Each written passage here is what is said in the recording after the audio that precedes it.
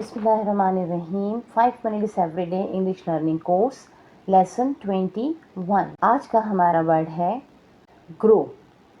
इसकी क्लास है वर्ब। इसके 3 फॉर्म्स हैं ग्रो, ग्रू, ग्रॉन। GROW ग्रो, GREW ग्रू, सेकेंड फॉर्म ग्रू, और थर्ड फॉर्म है grown, GROWN grown. Meanings in English हैं टू इंक्रीज इन साइज और अमाउंट, टू डेवलप फिजिकली और mentally.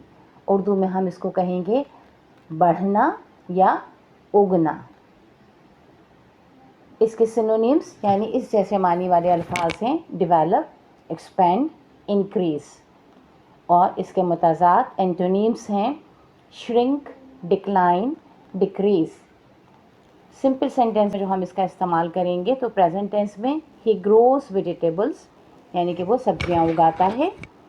Past tense she grew taller last year, पिछले साल वो ज़्यादा लंबी हो गई।